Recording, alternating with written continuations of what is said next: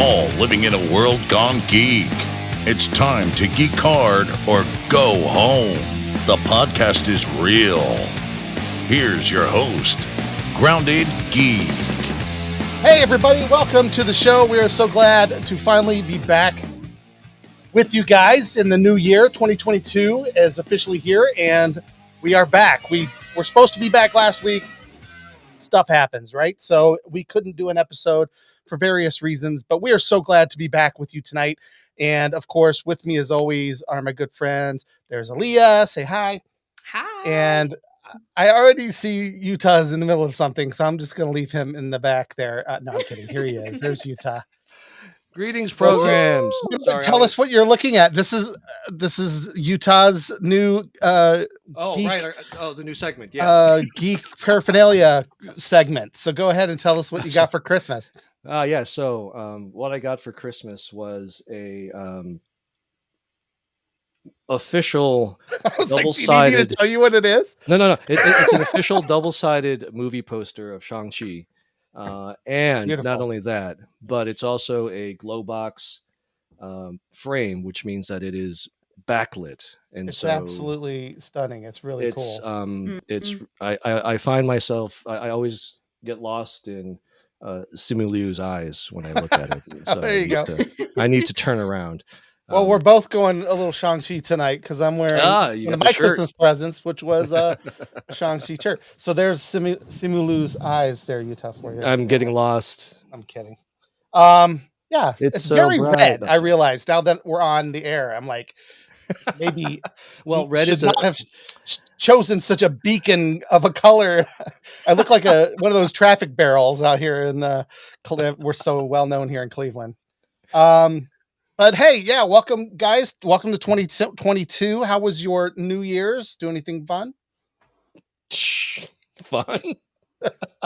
I was too afraid to go anywhere. Right, same. Well, I haven't gone anywhere for New Year's. In a long time. Same here. My oldest child, 20.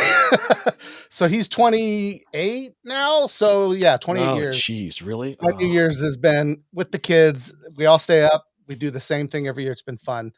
Yeah, we basically did the same thing. Stayed up at home. This was the first year we didn't have any sort of like cable service or anything, so we actually had to use the old antenna thing on the TV. Gotcha. We tend to jump around between like the CNN New Year's Eve because it's always fun to see. One of the guys on CNN always gets drunk, which is hilarious. Yeah, Andy Cohen, right? Yeah, Andy Cohen. He always gets drunk and just apparently he trashed Ryan Seacrest and got in a little bit of trouble for that. Right. Oh, he also Not trashed trouble, but just heat from people who are like fans. He apologized for that. I also heard that he trashed the mayor too, but he did not apologize for that one. That's funny. Well, they've already confirmed he's coming back next year, so I guess it doesn't matter what he says. he's entertaining. We missed out on that, but we watched the Dick Clark's rocking New Year's Eve, which I found out this year that is I'm as old as it. So right, that was a little weird. Depressing. Yeah, they kept on repeating my age, and I'm like, oh come on. It's the fit. And it seem like it's older. It does. I feel like and it must be because I remember Dick Clark was older. I don't know. Right, because Dick Clark was. I feel like there's black and white footage of Dick Clark doing New Year's Rockin' Eve. Yeah, it's very strange. Yeah, for 50 years, I just thought it would be longer. Aaliyah, what did you do for New Year's? Anything? I did. She doesn't remember. It was one of those kind of nights, I guess. No, it was not. No, it wasn't. I went on a little date. This is tell. I guess no. This is for the. Are we changing the subject of the episode now? Let's change the format of the show. Where it's not all about Aaliyah's love life, and we want to know what's going on. That's right. Welcome to a World Gone Geek Love Line.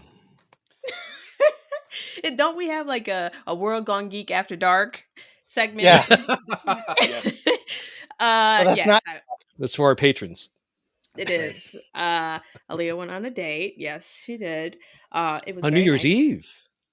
On New Year's Eve, yes. Wow. And no pressure. No. I feel like it'd be Sorry, guys. I had to think for a second, but there wasn't any pressure. It wasn't weird or anything. Good. I'll give you guys more of the backstory. after the show, but for the folks listening that are I was going to say, curious. everyone just turned off the show all of a sudden. Yeah, everyone who was listening to the podcast tomorrow just went. Oh well, so she's not those saying two anything. listeners. No, please don't go anywhere. We got a great guest. We want you guys to meet here in just a few minutes. Yes. Yeah. So what were you gonna say there? Sorry, I interrupted you. Just to make a stupid joke. That's okay. So we went to we went to a steakhouse in Cleveland. Nice. All right. And so he's a meat eater. Yeah, Morton's. He is a meat eater. Morton's Steakhouse. Nice.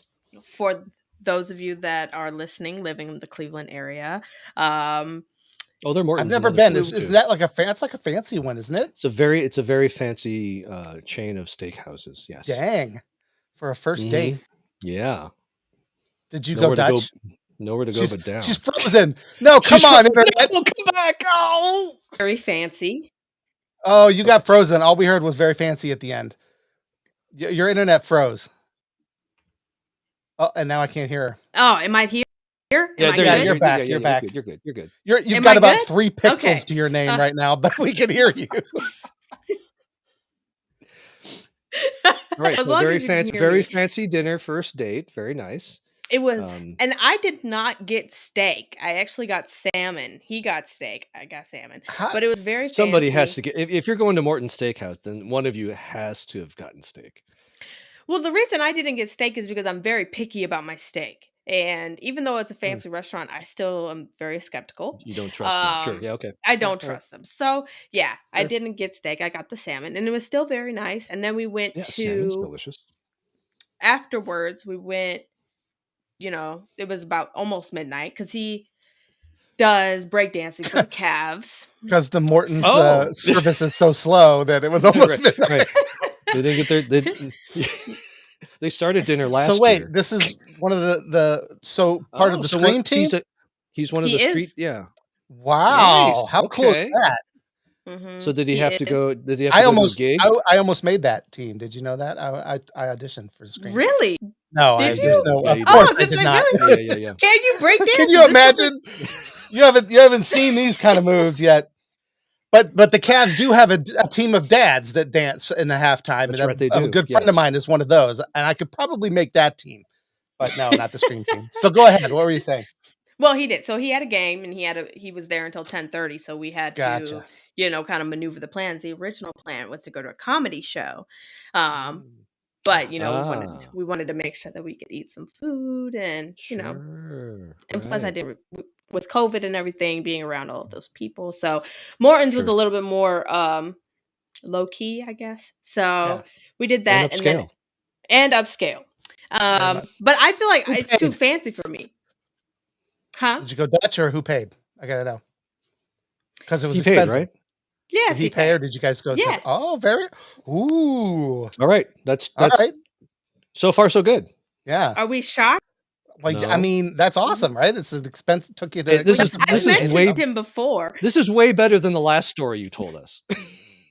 But this is the guy that I told you, so it's not. So things are. So this is so things are improving. I gotcha. Oh, I gotcha. Mm-hmm. He's trying harder. Yeah. If he's sitting right now, he's probably so embarrassed. Well, you didn't name any names. We don't know who you're talking about. But now I'm going to be like looking at the Scream team and just kind of pick out. Let's see. I wonder which one it is. Oh, this guy looks like. Okay. Here is a little background. He has listened to our show specifically for you guys to go back. Yeah, of course for me. But to the there isn't anybody listening. Nobody's listening for you and me, Utah. The DC Glenn. That's fair. Oh, we listened to the DC Glenn. Yeah. Okay. Cool. Yeah. So if you go back and watch that live stream, if you go back and watch the live stream, you'll see. Did he comment? Oh, we're gonna have to. All right, we're gonna do some research. All right, you guys take care of the show. I'm gonna go back and watch. Yeah. Oh man. So yeah, this is what you miss, guys, when you don't tune in. So you guys should subscribe right now to our YouTube channel. You should follow us on all the social media, because every week we're gonna uncover more about Aaliyah's personal life and share it with the world. And you never know. You never know. One of her suitors might comment. Utah's pop culture souvenir corner. Then we move into Aaliyah's love life, and then we bring our guest on, which is what I'm going to do right now. Boom. Wait, we need something for Jeff. What do you have? Jeff's the host of the podcast. I host the whole show, so he has the whole podcast. Come on now. I mean, what am I going to tell you about? What I got a PS5 there. I'll tell you that. Like, we got a PS5 finally. Oh, that's great. So that was exciting over Christmas. Yeah. For some reason, I thought you said you had to pee, and I'm like, that's not what we want to hear, Jeff. No. That's definitely not a segment we're going to start on this show. Here we go. But still said it. I tell you what. So today, to share. You do. You always have to do that for some reason.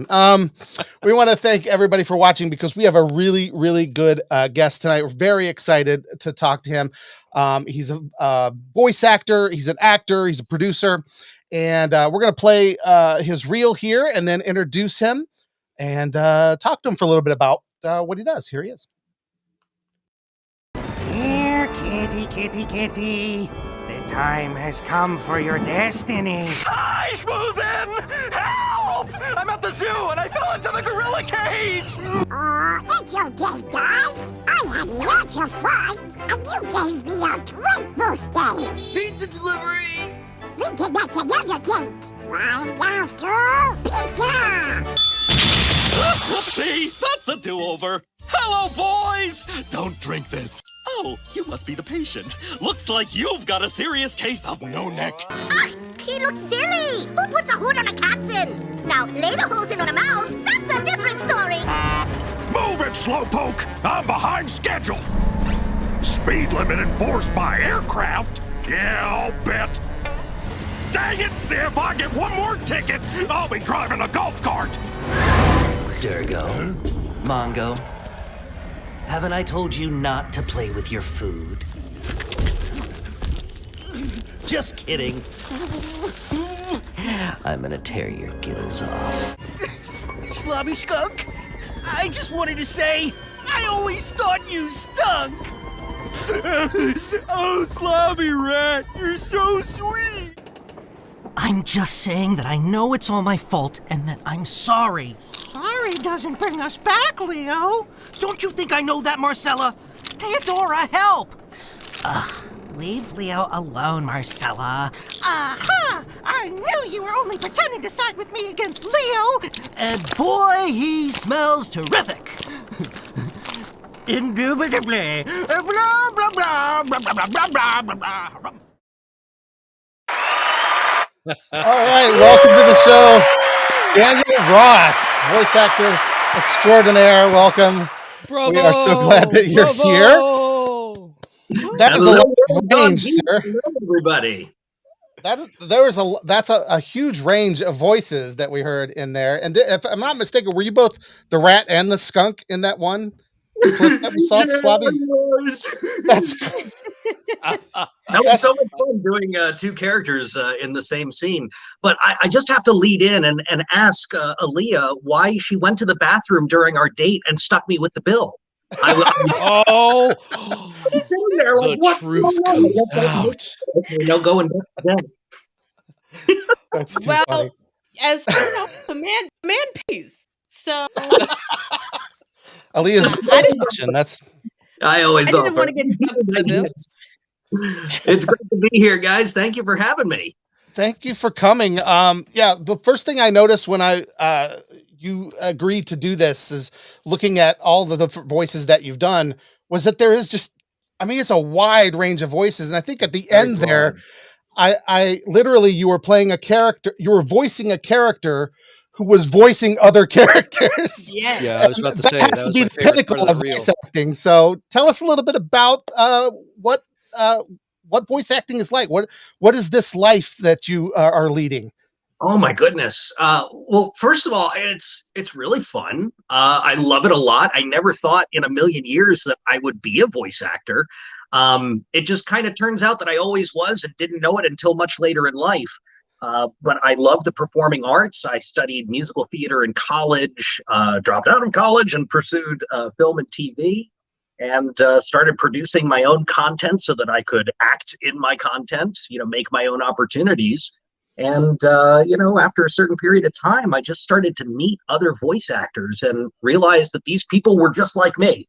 Very, very crazy, quirky, wonderful people who love what they do and do lots of different voices. And I have been a voice guy forever. I would do prank phone calls. I would imitate my teachers and parents and, cartoon characters galore, watching Saturday morning cartoons. And, being able to apply that and make a living is just extraordinary. So I love what I do. I love the resonance that it has with other people. Because I remember, again, sitting in front of the TV on Saturday mornings, watching those cartoons and just embedded in those memories of my innocence and childhood. And to participate in that now as an adult and give that to the next generation is really rewarding. Yeah, that's awesome. Now, I was reading your bio, what you sent us, and it says that you started out doing theater and stuff, as you just said, in Maryland, right? That's kind of where, Correct. Is that where you grew up? And then you decided to head to go to LA. What prompted that? Did you know someone out there, or did you just get off the plane and pray something was going to work out? There was a lot of unfortunate events that kind of led up to my decision to say, I'm just going to change my life. I'm going to pack up my bags, leave my family and friends, and I'm going to come here to Los Angeles and take my shot. And the reality of it was Los Angeles was this mystical land far away that people would go and either find success or, find their tail between their legs as they run away. And as I got older, I just realized, when are you going to take this opportunity? When are you going to make it happen?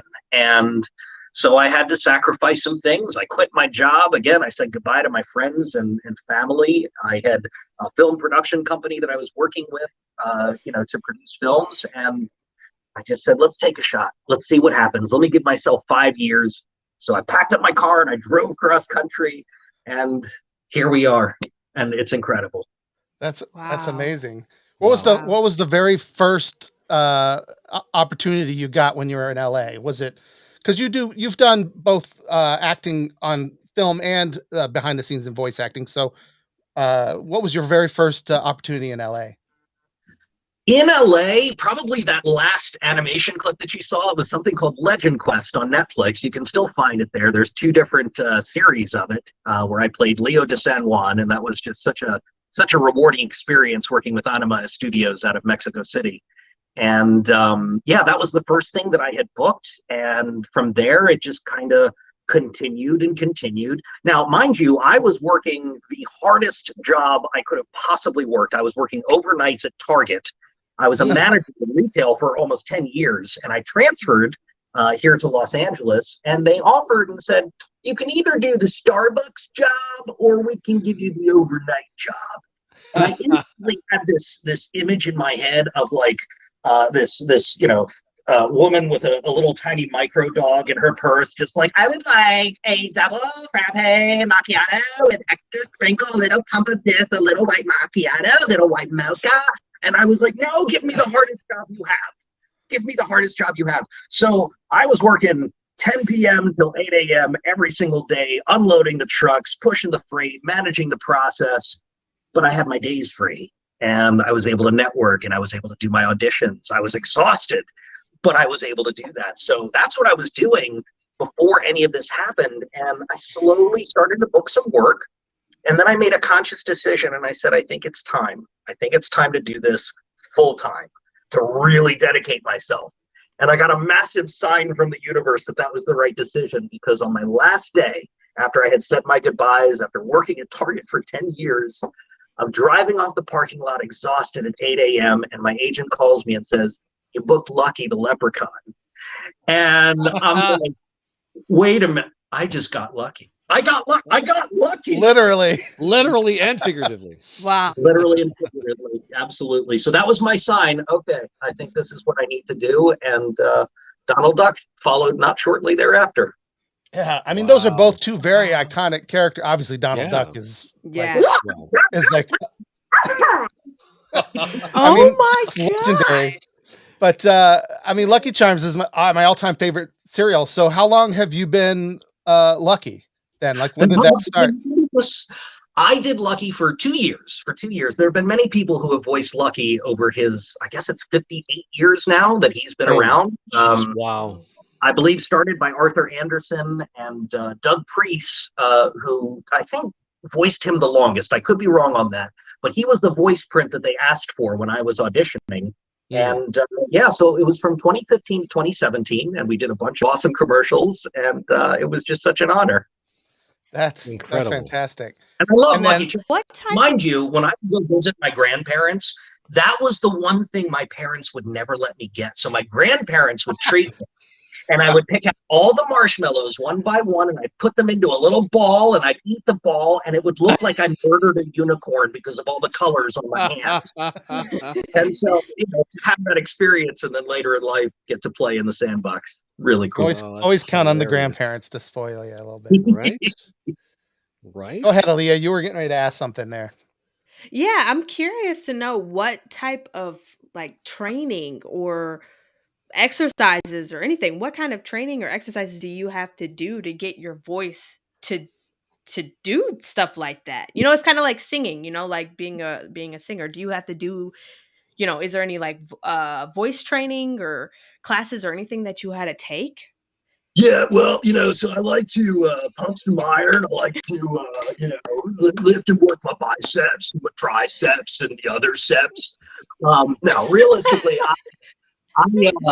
I trained in theater classically. I trained with Shakespeare when I was in high school. I did all the school plays. And then outside of that, I studied improvisation. I studied, theater and acting on camera as well, and different varieties of that. And again, voiceover was never really the goal at that point in my career. I really wanted to be an on-camera person, and I still do, and I still get those opportunities. But that passion for voiceover was always there, and I didn't realize it once again until I started meeting other voice actors.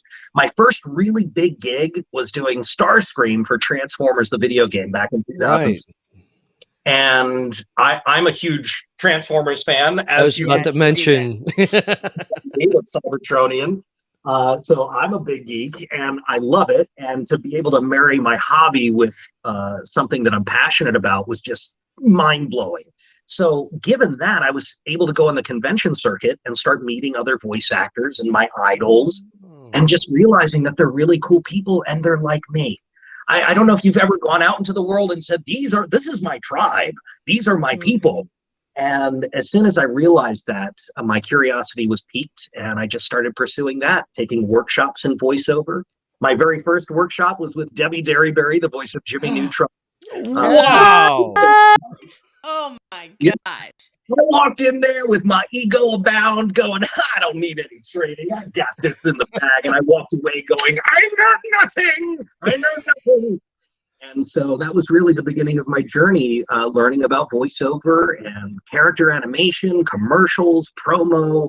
I mean, it continues on. There's so many different facets of voiceover. So it never gets old.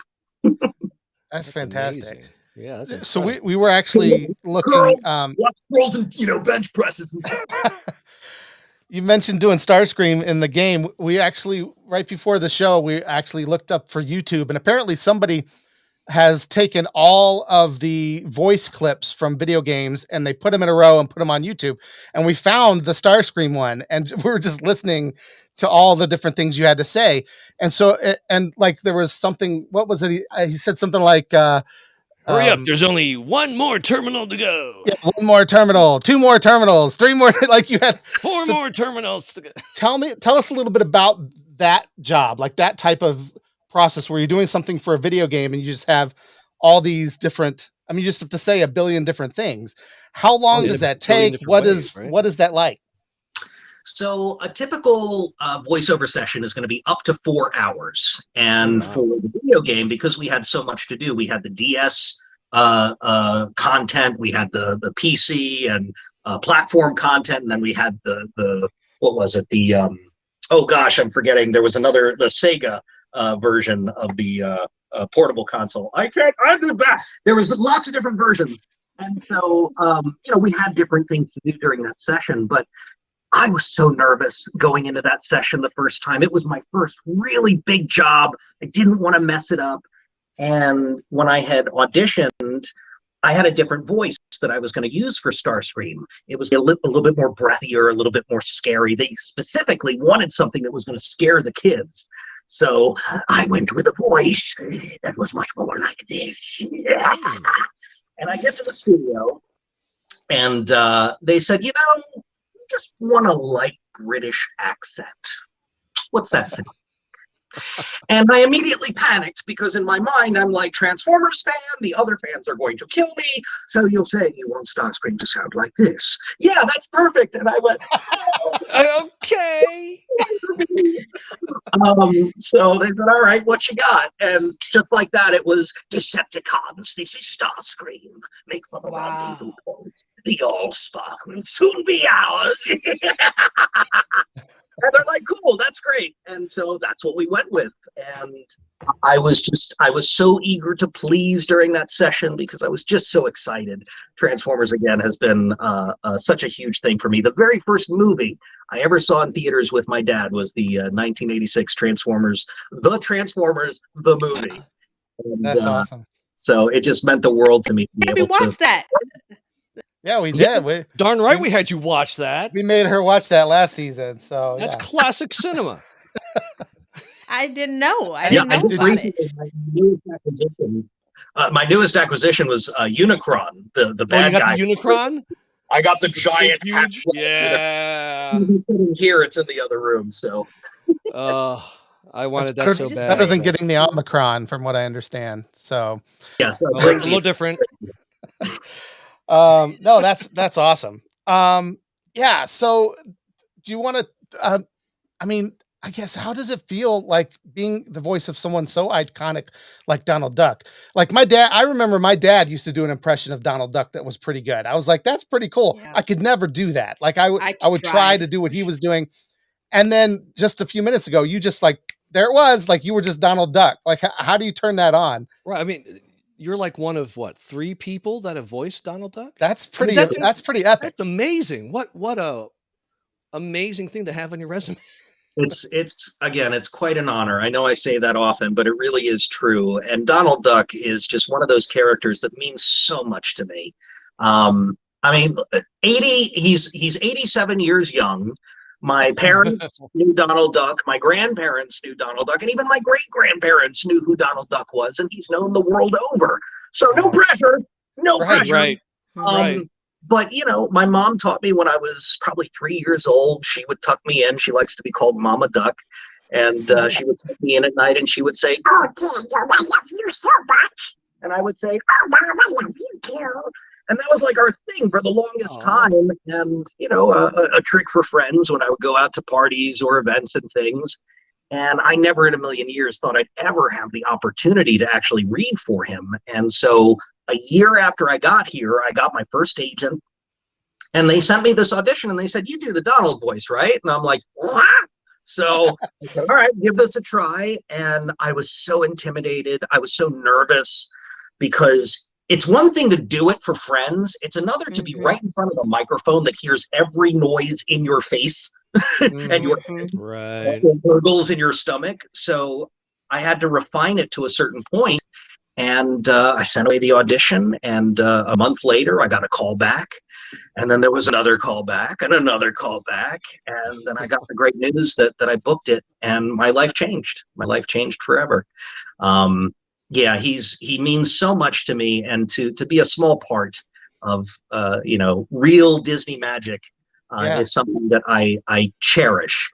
Now, when I got this news, my mom was unfortunately going through a bout of breast cancer, and when I was growing up, she was the artist of the house. She would paint, she would sculpt, she would draw, and that was always inspirational to me. And when the cancer hit, that sparkle went away. And I was, as the source of my creativity, it it hurt. It really hurt.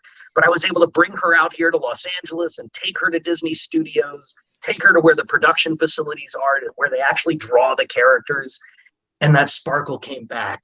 And we got to go down to Hollywood Boulevard and, see the duck prints, the bee prints, and the star. Yeah. It was just such a nice moment to be able to share with my mom. And again, I say it's real Disney magic because it rejuvenated that to a certain degree. I was very grateful. Wow. That's fantastic. That's wonderful. Yeah. That's amazing. Oh my gosh. Like, I'm just trying to figure out, did Disney put out the call and say, hey, you know what? We need a voice for some of these characters that we're doing a new show on. And it was just, was it an open call? Was it like a whole bunch of, as far as you know, was it just open call? And then also you mentioned a lot of callbacks. How long was that process? It was pretty long. It was pretty in depth. I've been told, I don't know the exact number. I've been told it was close to 1,000 people that had auditioned. Wow. This was through my agency, so I don't believe it was an open call, but it was, within certain circles. Sure. Okay. And those roles are Supreme Court nominations. You're in for life. Right. And so, my first thought was, I hope Tony Anselmo's okay, because he's been the voice for 30 years after Clarence Nash had passed away. Right. And, when you get an opportunity like that, you say, okay, here we go. Let's dive in and let's see what happens. And they were looking for a new Donald for the series Mickey and the Roadster Racers. And that's what we booked. But the callback process was really interesting because the first callback that I had, again, I'm so nervous. I'm green behind the ears, still fresh to Los Angeles. And I'm going to Disney Studios to audition. And so my thought process is, oh my gosh, I'm here at Disney. I'm actually here. This is I don't care if I get it or not. This is amazing. Right. Take this experience with me forever. And I walk in and I'm surrounded by celebrities and other people who are, called back as well. And I'm sitting in this room with my idols just going, oh my gosh, I'm here. Don't be nervous. Do your thing. You're here for a purpose. And so we get into the callback, and the situation is kind of like this. You're in the booth. You have your voice director. There's a technician to work the controls, and then you have a myriad of directors, producers, writers, executive producers, all in the room. Jeez. And so again, no pressure. I think it was probably close to like a dozen to 20 people that were in that room at the time, and so we were going through the process. I'm following their directions. And we came to a point where they started asking, okay, can you pronounce a particular word? Can you say ridiculous? Okay, great. Could you say this word? Could you say that word? And I'm noticing in the back of the room, there's just a lot of people that are kind of, like doing this, not really like present, but they're kind of like taking notes or just listening. And I was like, can I offer a suggestion? And they said, yeah, sure, go ahead. And I said, what about and all of a sudden, all the eyes in the room went up like this, and I see them going, they're starting to get animated, and I don't hear anything because, they have to press the button. Right. I just see that the room became animated, and I went, oh. And they said, again, please. So I did it again, and from there was another callback where I had to sing a song, and then from there I got the call that I got. And again, That's here crazy. Wow, it's funny they're just throwing like hard words at you. Can you say disestablishmentarianism? Disestablishmentarianism. Perfect. You're hired. You're hired. That's great. You can actually speak. There are different modes of Donald Duck, or buckle speech, as it's technically called, that I can do. I can do classic Donald. They asked me to do something a little bit different with my version. They wanted him to be a little bit easier to understand, to enunciate clearer, as well as to be pitched up slightly. So, My version sounds like this. But the original version was, a little bit less intelligible. And then, of course, you have, like Little Quacker from, Tom and Jerry. And I can speak in Spanish. Oh,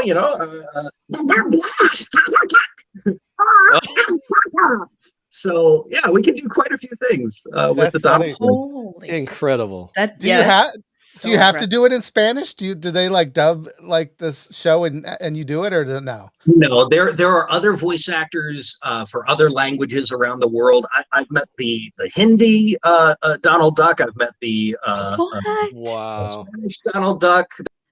There's a Portuguese Donald. There's so many. There's so many. It's still that iconic sound, but just a different language.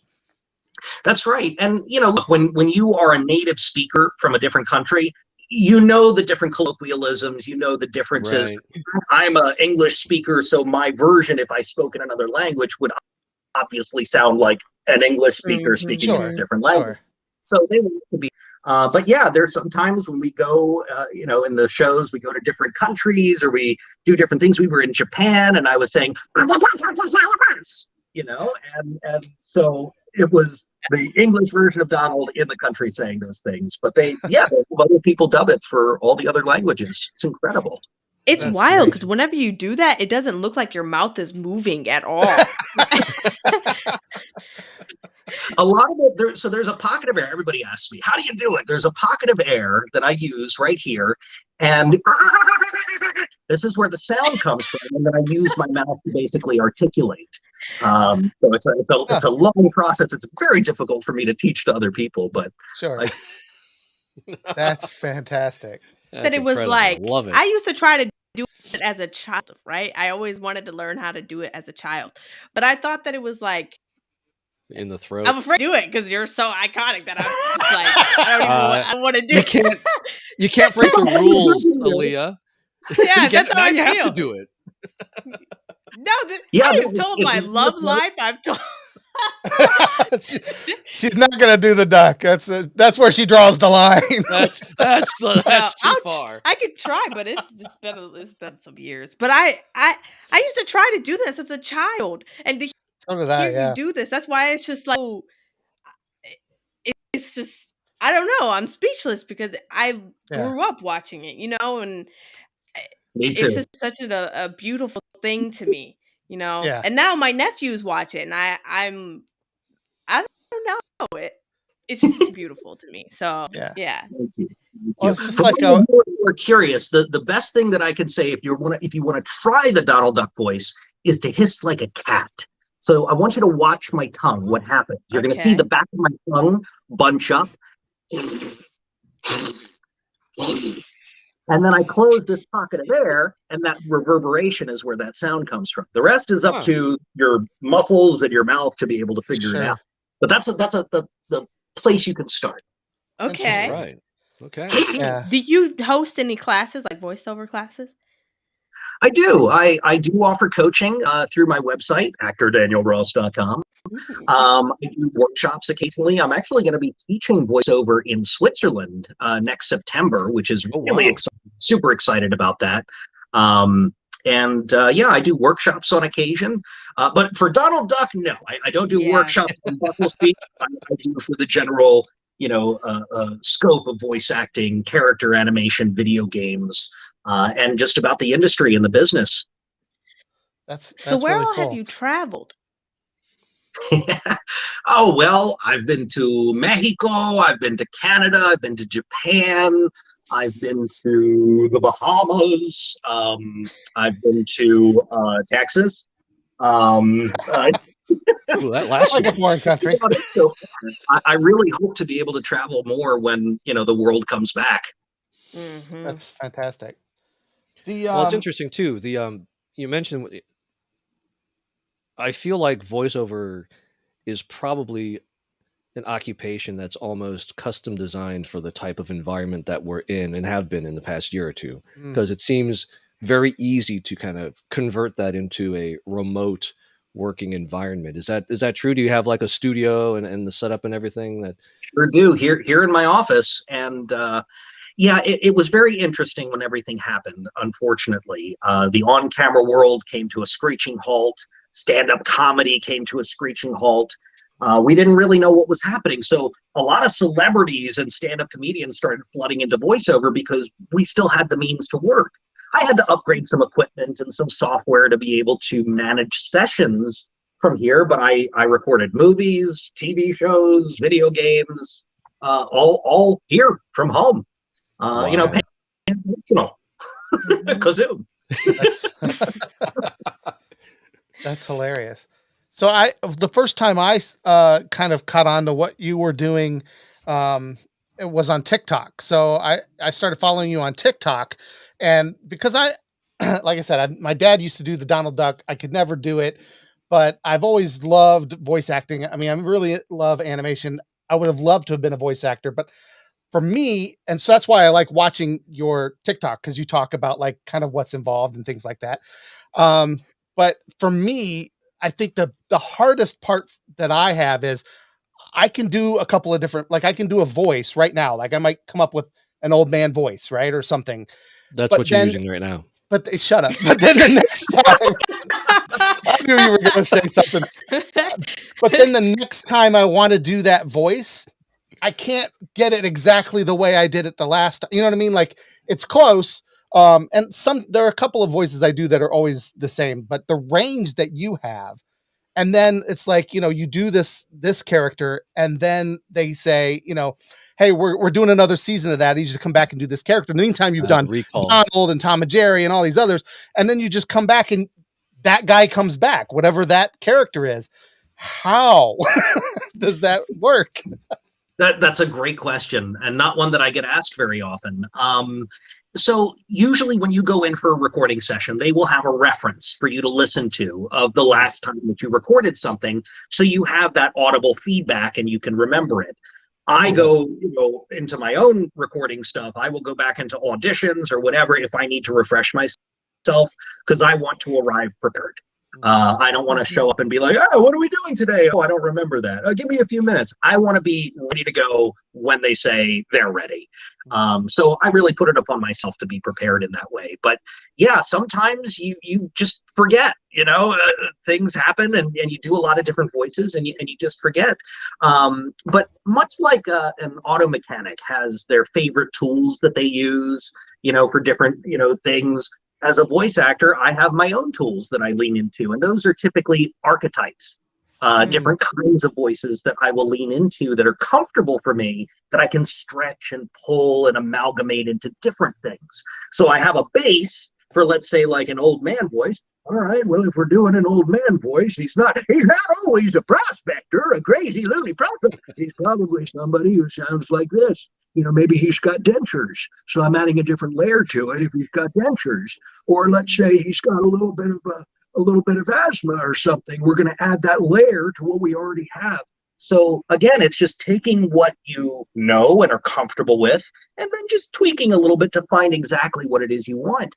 And some voice actors will take one character and another character and mush them together and see what happens. Yeah. So there's a limitless way of doing it, but you do have your tools. You have your tool chest.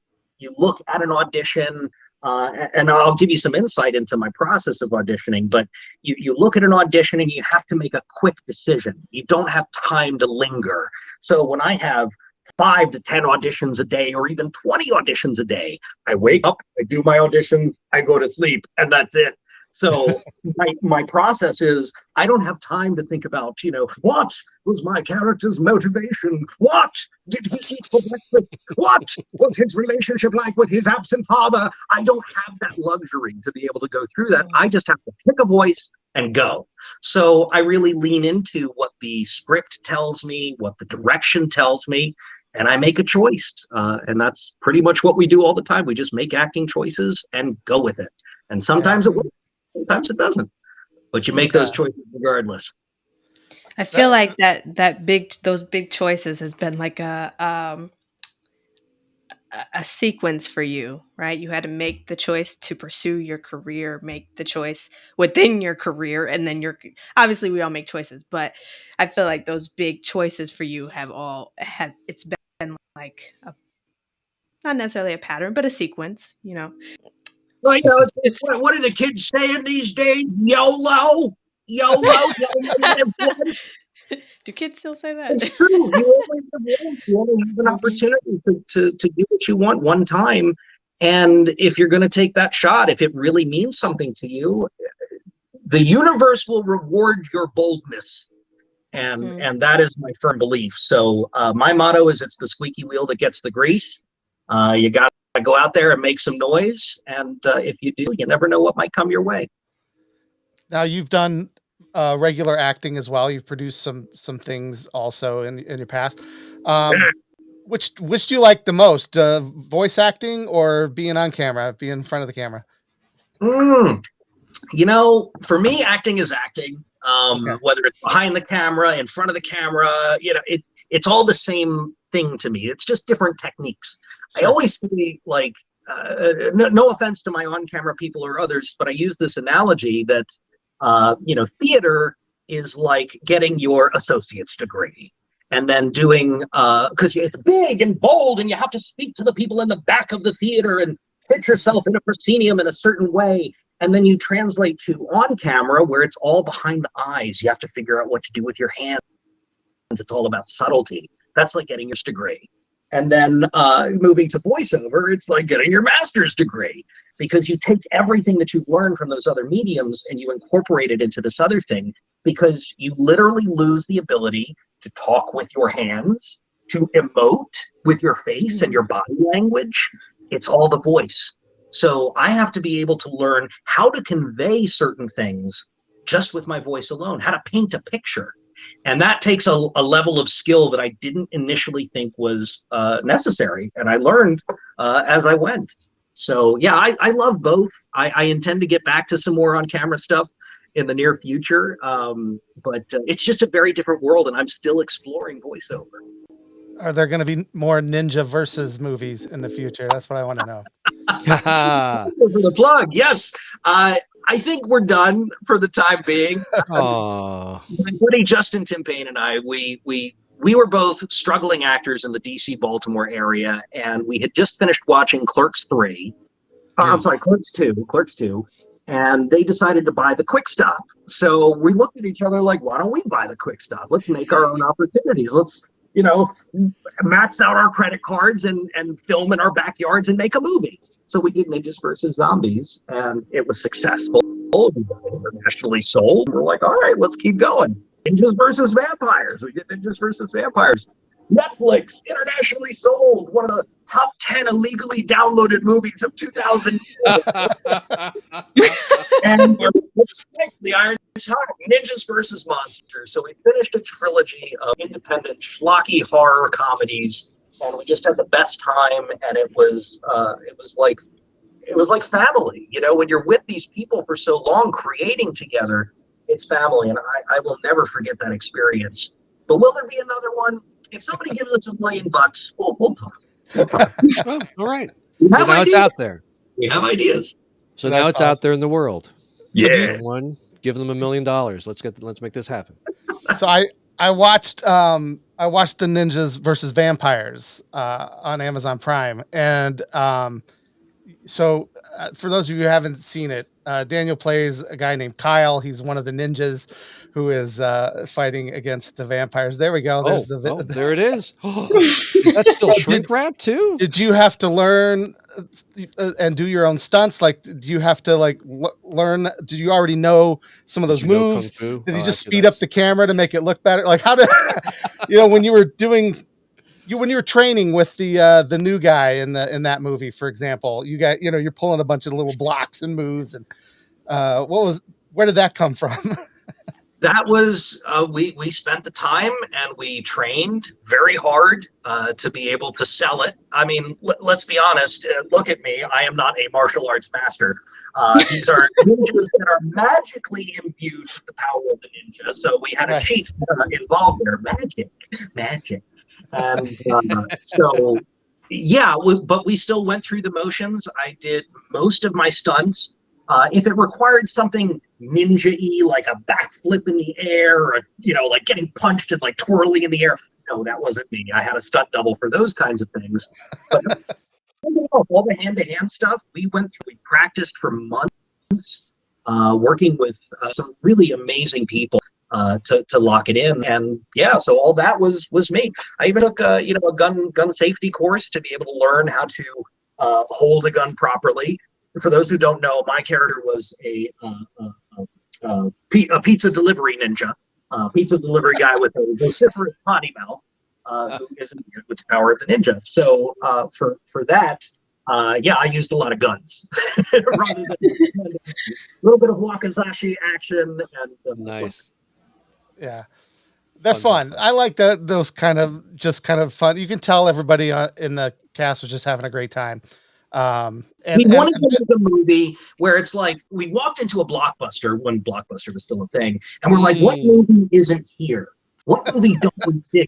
And that's when we decided on Ninjas versus Zombies, and we just said we're going to make something that, when people are together with their buddies and having a good time, drinking or whatever, like we're going to make the movie they're going to watch that night. That's what we want to make.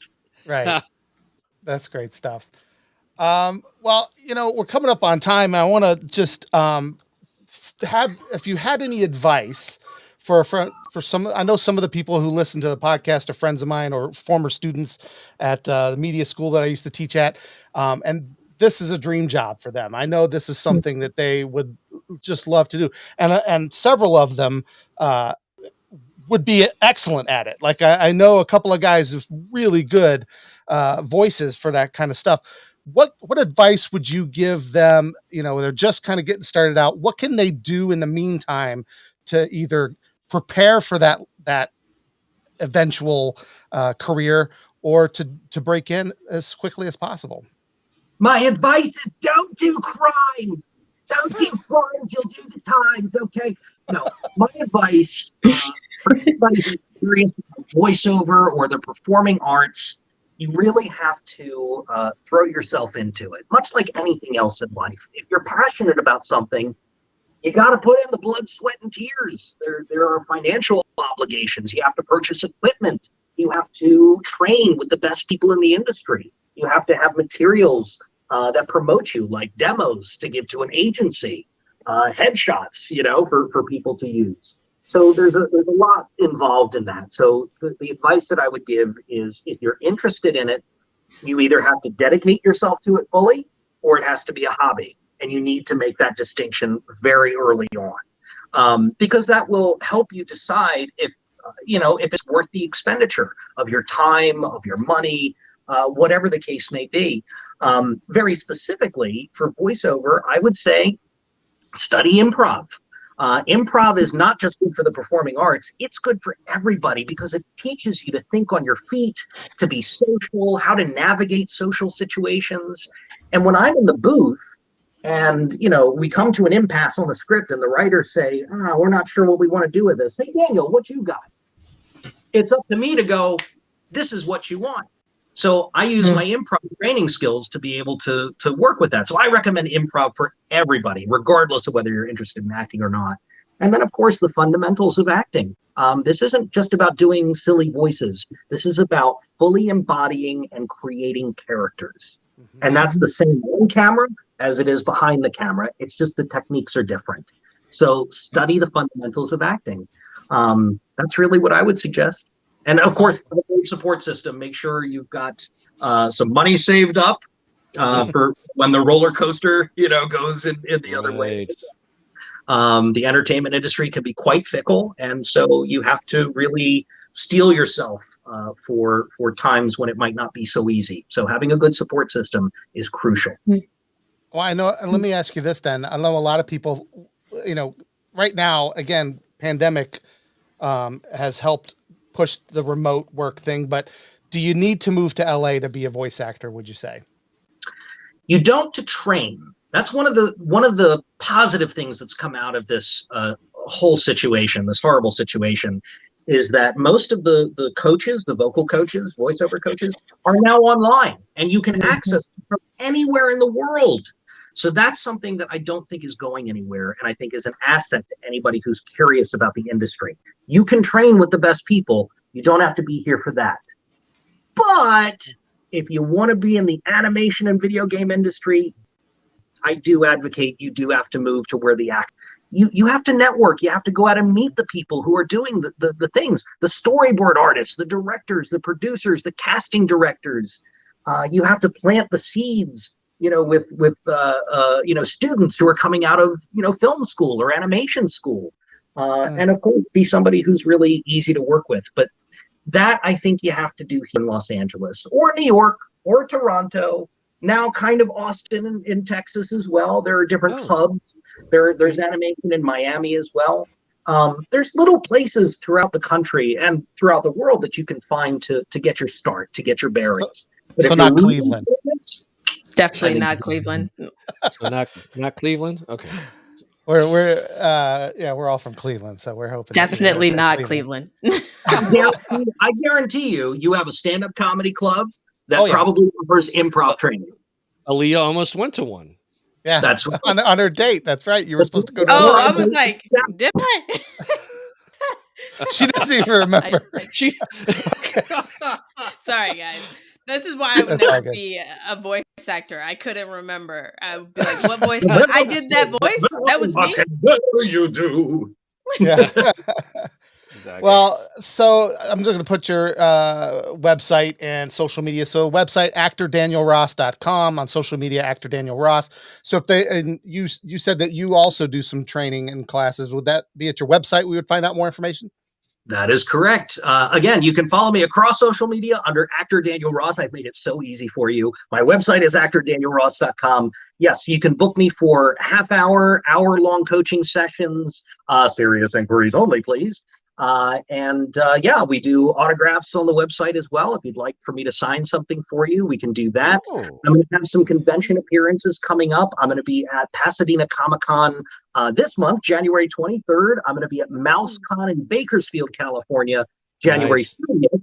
And I'll be at Pensacon in Pensacola, Florida, February 18th through the 20th. And we'll be doing some signings with GalaxyCon as well while I'm there. So I hope to meet some of you there. Please do check out my stuff. Follow me on TikTok. We have lots of fun there. And again, I'm just so thankful to be on the program, guys. Thank you. No, thank you so much for being here. Yeah. And I double that. Yeah, definitely follow him on TikTok. He's one of the, there's a lot of not entertaining stuff on TikTok. And then there's some gems out there, and Daniel's one of them. So follow him. Yeah, it's really good stuff. When this pandemic hit, I was like, what am I going to do? Let me join in with the kids on the tickety talks. All right. On the tickety talkie. Yep. I'm just having so much fun with it. So come have fun with me. Awesome. Absolutely. Definitely will. I just got new to the TikTok world, so I will definitely follow. Yes.